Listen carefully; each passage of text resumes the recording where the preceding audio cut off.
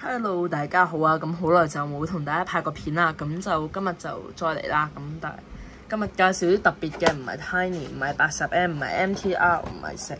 今日就介紹呢個 Ritz Auto Model， 係咪 model 啊？唔好理啦，係啦。咁就係啦。咁就係呢個100% made in Germany 嘅。咁就呢個嘅拼多多嗰度買嘅，係啦，69蚊。咁就改裝過嘅，原裝咧就係呢個嘅白色嘅，即係全部白色嘅，就冇呢個香港中旅汽車服務有限公司嘅廣告嘅。咁就1:87啦。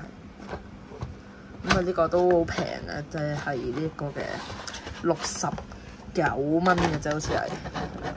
喺呢度有鏡啦，咁就唔裝飾啦。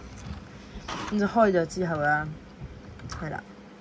佢改裝過嘅，咁即係咪改裝得唔好，有少少瑕疵，咁就平價賣咗佢啦。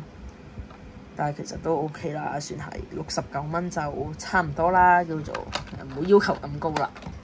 咁啊呢度100% made in Germany 啊嚇，唔係 made in China， 唔係 made in Vietnam 咁樣嘅。咁呢度中旅嘅廣告啦。咁雖然佢個變色啊，係咪可唔可以講變色係咯？即係佢後邊呢橛咧嗰個嘅變色就唔係做得幾好，但係都算係咁啦，係咯，係啦。但係同埋佢啲水貼都係麻麻地，但係都係算係差唔多啦。即係呢個，咁佢就係冇咗呢個右玻璃嘅，係啦，咪即係右邊嗰個嘅燈個玻璃啦，跟住個倒後鏡係有嘅，冇一樣嘢都嚇。差唔多啦，都算咁，但係佢個水呢個嘅水貼就係好過呢一部嘅，係啦。咁呢一部就係後邊嗰部嘅 Marco Polo 就係揾人改嘅啦，係啦，本身就係金巴嚟嘅，咁就而家改咗做中旅啦。咁呢就呢個開咗個盒出嚟睇一睇，先嚟俾大家兩部一齊介紹埋啦，順便就。係啦，咁就係開咗啦，咁就大家可以睇下，可以做一個對比啊，係咪啊？係咯，對比嘅叫做，你睇下有咩分別。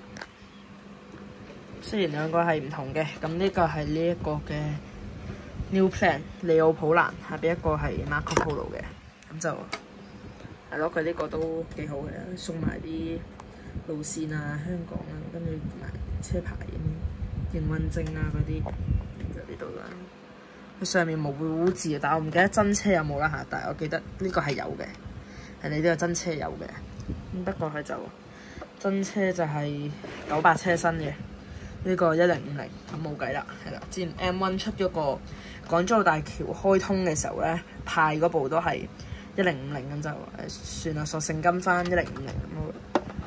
就因為真車咧，佢係要矮車身啦，即係98嘅。咁就紅磡嗰個總部好似話係咪吉寶啊？唔知道，唔好理啦。呢個位就後邊就差少少啦。呢個係啦，咁就唔好理啦，都 OK 啦，叫做。咯，就大概係咁樣。呢個就收翻埋先。咁所以就係咯，咁嘅樣。咁佢呢個轆都係好過80M 啊硬膠嗰啲轆啦，跟住 Tiny 嗰啲啦嚇。呢個係始終都係軟膠嘅，100% made of Germany。係啦，中旅啦，咁就呢個香港中旅汽車服務有限公司。呢個係咩？睇先。